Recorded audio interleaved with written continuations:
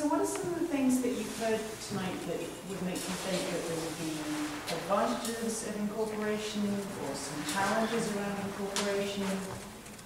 What is it you're trying to achieve out of the process? And is incorporation the best way to do that? Bill?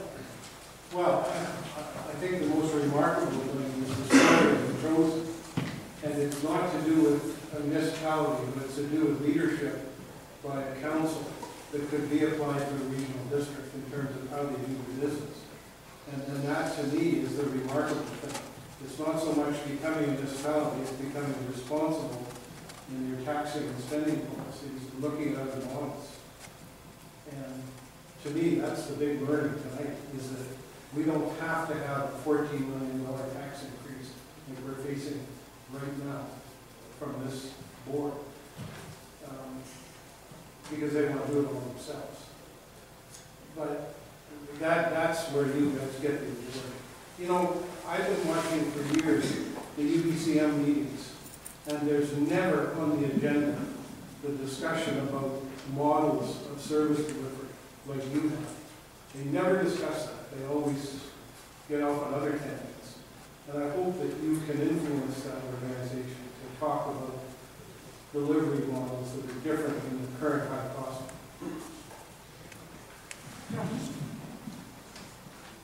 In fairness, and I thought that I had made this in my message, and that is that we do what we do because of what we are and how we incorporate it. We couldn't do it. Like Colwood couldn't do what we do. And that's why it's important to, if you want to, I mean, I guess my message was, and like I said, that if you choose a model like the Shawnigan Lake model, I believe you can do it. If you expand and bring in any kind of an urban enclave into that, I don't think you can do it. You're going to end up having to deal with it in a much more conventional fashion. So a lot of the ability to be able to innovate and to maneuver like we have comes from the fact that our structure is what it is, and we've chosen the route that we have. What we do isn't the answer for everybody.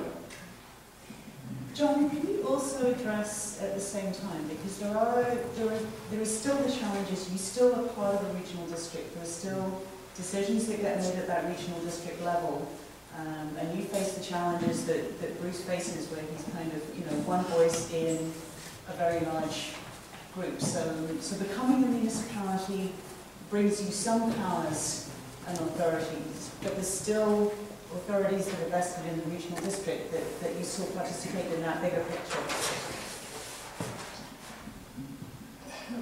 That's true, but when it comes to land use, that is still our bailiwick.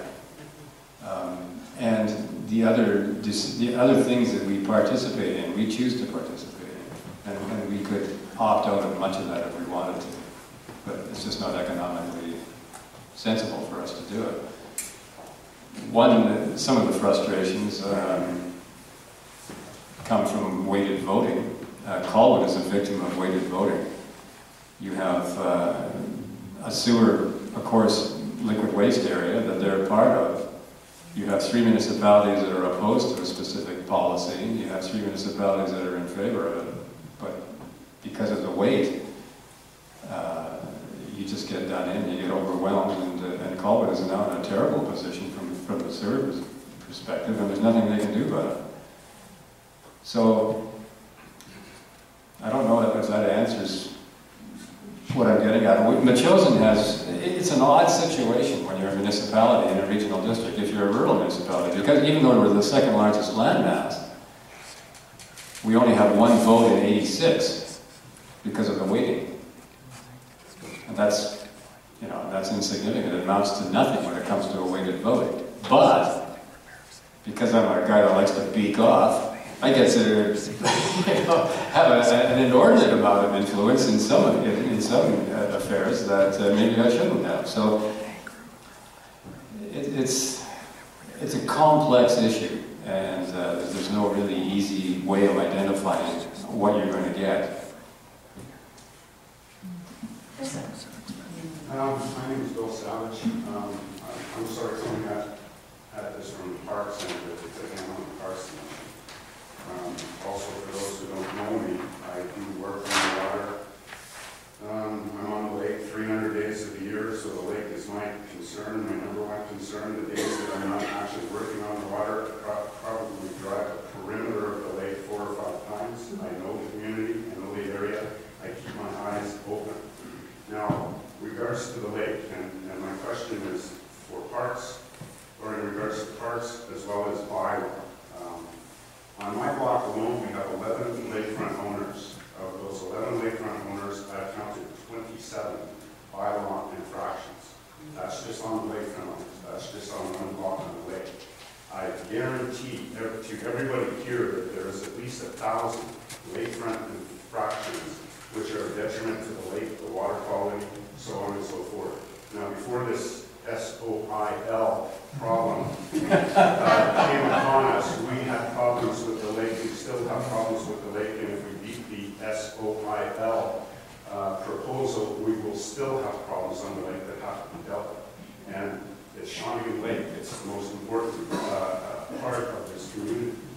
Now, in regards to bylaw, I learned in 2004, dealing with the CBRD on a number of issues on the lake, that our decisions aren't made by us, which right away got me to thinking about Incorporation. We're having decisions made by people who don't live here regarding our community, which is unacceptable as far as I'm concerned, and to the detriment of the lake and the water quality, which is what we're all after. Now, in regards to bylaw, what are your costs for bylaw enforcement, first of all? Because none of our bylaws are enforced in Shawnigan Lake, and I think most people will agree with that. It's pulling teeth to get bylaw enforcement down here, let alone having him enforce the rules and regulations. So, what is your bylaw cost in the Chosen? And second of all, regarding parks, how many parks do you have in the Chosen area, and what is your average cost per park, or what does the Chosen pay for their parks, maintenance, related issues, that sort of thing? Bylaw enforcement is it's a slippery slope. Our total expenditures in bylaw enforcement, and that is total, is $74,000. That includes one-time expenses, supplies, road markings, contract services, training, legal, WCB, pension, all of these various things. And a good portion of that is because we contract to the CRD for the more major bylaw issues. And the rest of it is done just by our cross-trained staff. Our staff is cross-trained. They all 4 of them do everything. And sometimes they have to go out and one of them, particularly who likes it, will go and do the bylaw enforcement, or sometimes the building inspector will. Sometimes, most of the time, our contract CAO does, because he kind of likes it too. So it's different, different from running the city of Victoria. The difference between enforcing, going out and dealing with a bylaw issue, we act on complaints. Every complaint that comes in, we act on it. But getting a conviction is an entirely different thing, and it doesn't matter whether it's the CBRD or whether it's Machosen or whoever it is. Getting the convictions are very difficult. And it's something that you really want to avoid, because your costs rack up very quickly then. So what we strive to do is to work these things out. And we work them out, a lot of it at the political level, by my level. Oftentimes I'll go out and talk to the bylaw people and say, come on, what can we do here? Let's do this, let's do that. If we have neighborhood disputes, I often get talking to the 2 parties and get them to work it out. But a lot of our bylaw issues are solved at my level. We'll get the people in, we'll give them the tickets, we'll give them the warnings, but ultimately we bring them in and I just talk to them. And just say, listen, we don't want to go to court, we don't want to get mixed up, we don't want to have your neighbors arguing with each other, all of this other kind of stuff, just fix it, And most of the time it works that way. As soon as you start getting in, if you think that you're going to get better bylaw enforcement because you can, you know, get the bylaw police all of a sudden, the Shawnigan Lake bylaw policeman marching out there and busting. Well, you might be able to get compliance that way, but you're not going to get any more results in court than the CVRD has. And there's something that I have learned over the years, and that is that there isn't a single regulatory agency that has any teeth to it whatsoever. We get by on compliance because most people voluntarily comply, and that's why you have to have laws that are written so people will voluntarily comply, because if they don't, then you're in big trouble. So you have to write sensible bylaws, and you have to be sensible about the enforcement of them because you want them to voluntarily comply. The ones that don't, if you have to ultimately go to a regulatory agency, federal or provincial, forget it, because they don't have any teeth at all, no matter what it is.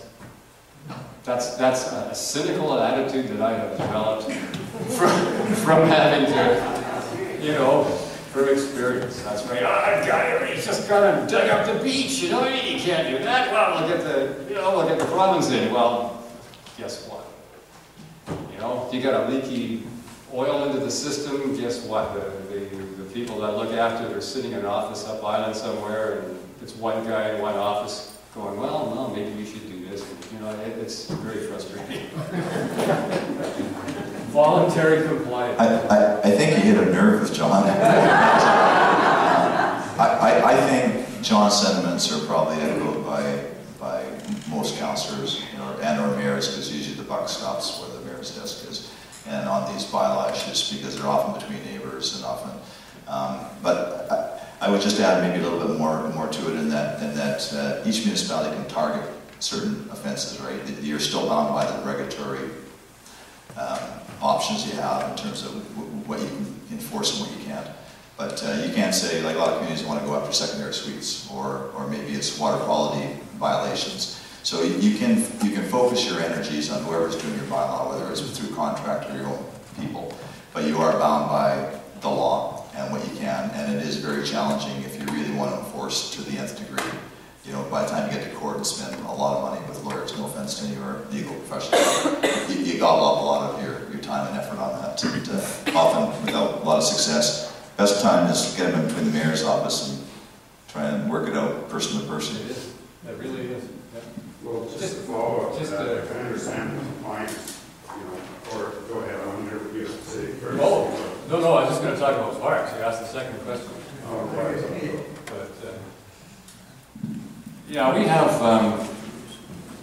have a lot of regional parks in our community, which we all pay into. But we do have some municipal parks, but we don't.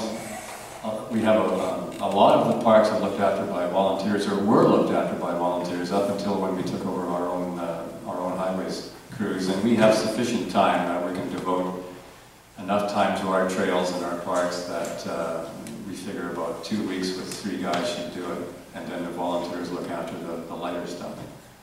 So we do have a large number of parks in the community. Most of them are regional. The ones that we do have, we don't spend very much money at all. But, okay, for your regional parks, so what is the cost of that? It's set fee per year? It's just part of it. It's all part of the regional park. They're part of the CRD assessment. Okay. All like I said, all of the services that we obtain from the CRD, and regional parks is one of them. Water. We've got a number of different things. The average cost per household on a nearly $600,000 assessment is about $360, I think. And that's for all of the CRD functions, including parks. Okay. Just a follow-up regarding bylaw. Now, if we become a municipality, to me it seems like a simple solution when it comes to bylaw enforcement. Yes, compliance is the way you want to resolve most of the problems, but you cannot get compliance from an individual.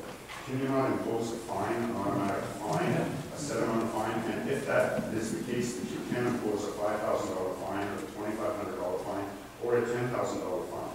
Now, the way it works with traffic clerk, if you get a fine on a highway, you get your day in to court, the traffic officer comes to court, you come to court, both cases are pleaded, the judge makes his decision. Now, can it not be as simple as, if there's a $5,000 fine imposed, small claims court is a $25,000 limit, can you not take that person to small claims court to recuperate that fine?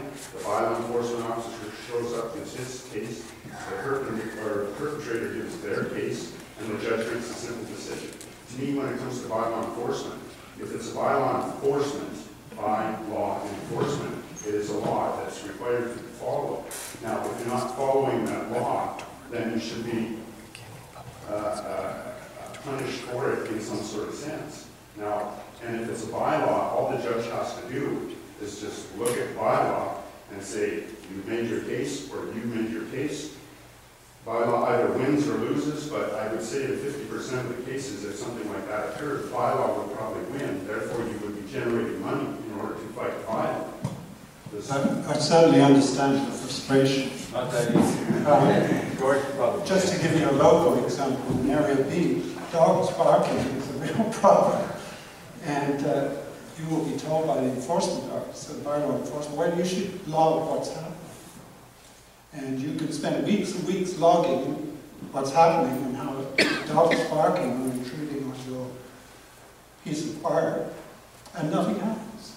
So I don't know, personally don't know whether, I know the regional district looked at ticketing bylaws, so the enforcement officer could go around and give a ticket for fine, which you're going to pay. But I think they were having difficulty persuading the province to give them that power. But I can certainly understand the frustration, because I know exactly what's been said here. As a politician, you had the phone ring all the time, 24 hours, and a lot of it was made with, over the fence disputes. My wood pile or something, his not, and on. But you resolved a lot of those things eventually, in most cases. But then you got the people filling in the foreshore themselves into the lake. I went through one of those that took over 3 years to resolve. And the conservation department had to go to court, but it took 3 years. And that's very frustrating.